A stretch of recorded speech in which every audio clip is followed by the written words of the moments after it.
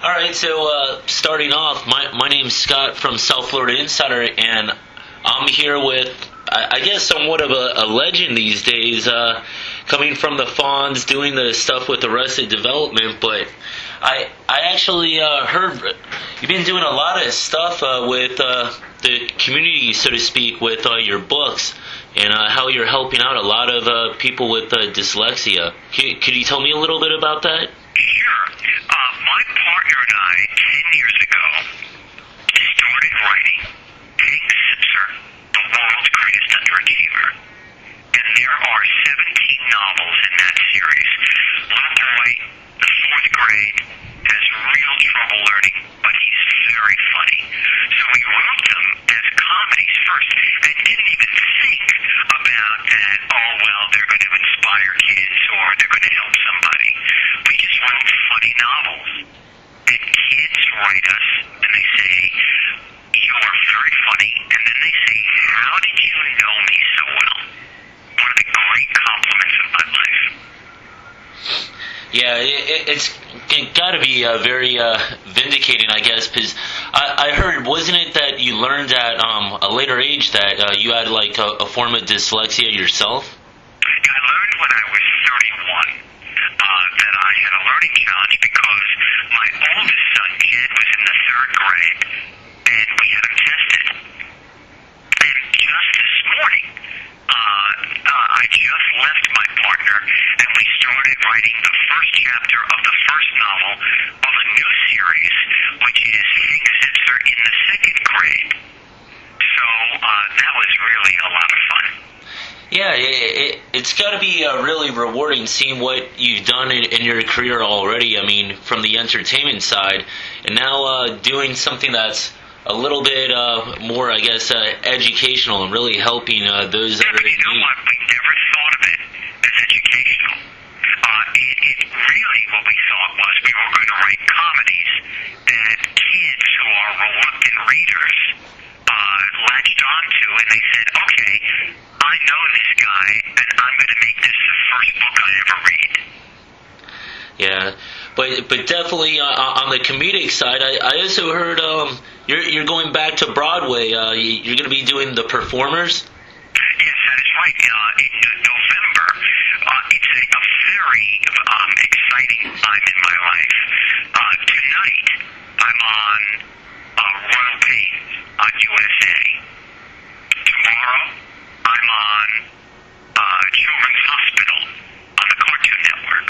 And then a new movie is coming out called Here Comes the Boom in October with Kevin James and Selma Hayek. It's a romantic comedy about cage fighting. Wow, so just a little bit busy these days. I'm having an unbelievable time. And then we're so proud. We have a beautiful new series of books out called Ghost Buddy, which is, and if you read it, with Richie and Fonzie in mind, you would not be wrong. How hard has it been? I mean, I know this is years back, but how hard has it been kind of breaking away from the typecast of the Fonz? I mean, it's such a legendary character that you really built, and if I understand, when they first started Happy Days, it wasn't necessarily going to be as big of a character as it became. Yeah, that's also true. But, you know, when I first stopped doing Happy Days, it took me about 9 years to get everything going again. That's when I started to produce and direct. But as far as acting, it was really difficult to get a job as an actor because I was so well known as the Fonz. When you ended up, I guess, having so many of these catchphrases, too, is it kind of a strange thing knowing how many of these catchphrases are still, like, resident today? I mean, like, kids that haven't even necessarily seen the show, everybody is inspired by the now famous line, "Hey!"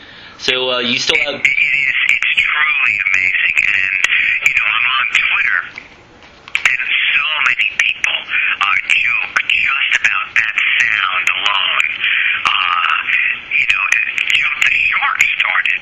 Oh, yeah. Right? Sit on it. There are so many. So, I mean, what inspired those lines? Were those things that produced? I'll tell you exactly. What inspired them was this.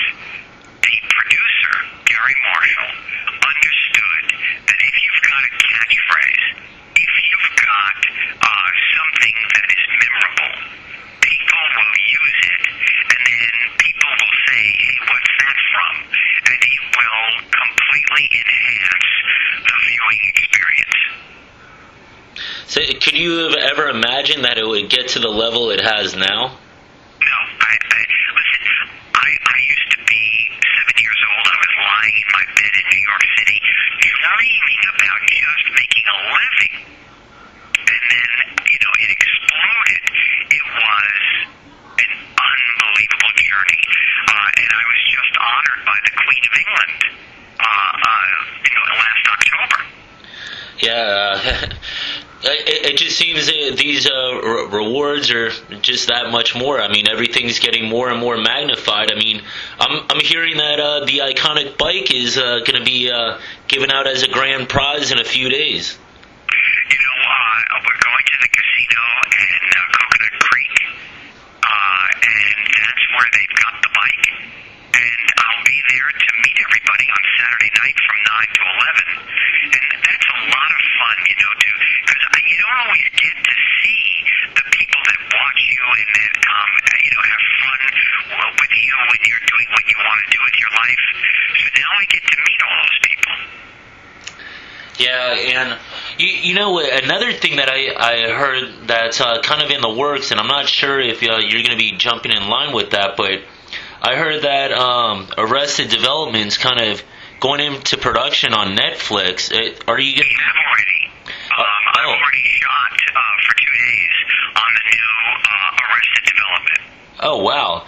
Is there any rumor about the movie true? Yes. What's going to happen is the creator, Mitch Hurwitz, who is one of the 3 geniuses that I got to work with in my life, he couldn't quite figure out how to do the movie with so much time since the last time it was on television until now. So he decided to make a series of episodes for television. Each one deals with another character. So he'll bring all the characters up to date, and then out of that will come the movie.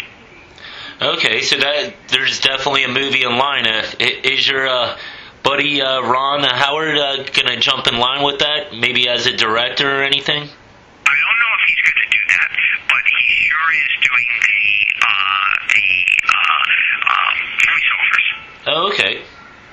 Very cool. Well, what about, it seems that you've established a pretty good rapport with Adam Sandler over the years with some of his films.